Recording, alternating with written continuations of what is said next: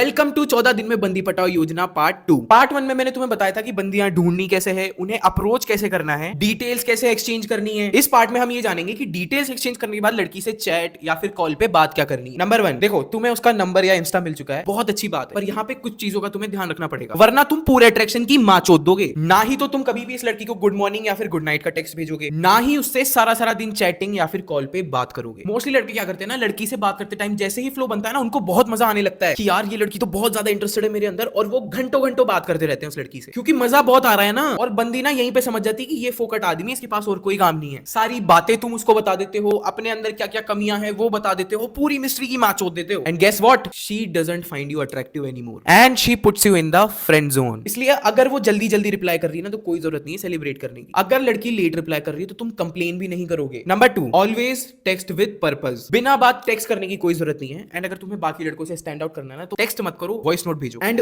Always be fucking straight forward. तुम्हारे उस लड़के के साथ जो भी इंटेंशंस है ना, उनको हमेशा क्लियर रखो। अपना सेक्सुअल इंटरेस्ट भी लड़की के सामने स्ट्रेट फॉरवर्डली रखना पड़ेगा तुम्हें। उसको सिंपल सी ये लाइन शेप दो कि मैं तुझे सिर्फ फ्रेंड वाली नजर से नहीं देखता, इसलिए तू और मैं कभी भी सिर्फ दोस्त नहीं हो सकते, या तो हम कुछ नहीं होंगे या फिर दोस्त से तो ज्यादा ही होंगे। उसके साथ बैंटर करो, टीज करो, फ्लर्ट करो। और अगर बातें बहुत सही जा रही है इस लड़की के साथ और तुम एक सेक्सुअल टेंशन को महसूस कर पा रहे हो ना, तो दिस इज द टाइम जब तुम्हें बातों को थोड़ा डर्टी बनाना पड़ेगा। यू कैन आस्क हर कि उसकी फेवरेट सेक्सुअल फैंटेसीज क्या है, उसकी फेवरेट सेक्सुअल पोजीशंस क्या है, how she likes it, tell her how you like it. Friendly बातें और फ्रेंडली वाइब होनी ही नहीं चाहिए तुम्हारे बीच में। नंबर 3, तुम्हें कभी भी उसके दिन में क्या क्या बकचोदी हुई इसका पार्ट नहीं बनना। फॉर एग्जाम्पल, वो तुम्हें बता रही है कि आज कोचिंग जाते टाइम ना 2 बाइकर्स में लड़ाई हो गई, फिर ये हो गया वो हो गया, या फिर वो बोल रही कि यू नो व्हाट, मेरी एक फ्रेंड है वो इतनी बिच है ना, she did this to me last year, वगैरह वगैरह। जब भी वो ऐसी बातें करती है ना, यू विल जस्ट से जल्दी खत्म कर, अब तू बोर कर रही है मुझे। या फिर यू कैन से कि ये सब छोड़िए, बता मेरे से बात करने से पहले क्या कर रही थी तू, अभी क्या पहन रखा है। फिर बीच में सेक्सटिंग स्टार्ट कर दो कि अपनी आंखें बंद कर, अब इमेजिन करके मैं बिल्कुल तेरे पास हूं, you can hear me breathe and I am looking straight into your eyes and suddenly I notice कि तेरी शर्ट का एक बटन टूटा हुआ है, and when I see your cleavage, मैं शर्ट फाड़ देता हूं तेरी, अब मैं तुझे टच कर रहा हूं, मेरे ठंडे ठंडे हाथों को महसूस कर। ऐसे उसको थोड़ा अराउज करो। एंड जहां पे तुम्हें लगे ना कि अब इसको बहुत मजा आ रहा है इस चीज में, वहीं पे एकदम से बोलो अच्छा listen I have to go. फिर जब बाद में तुम इससे बात करो या दोबारा उसको कॉल करो, या उसका कॉल आए और पूछे कि कहां गए थे, तो उसको बताना ही नहीं है कि तुम कहां गए थे। एंड नंबर 4, तुम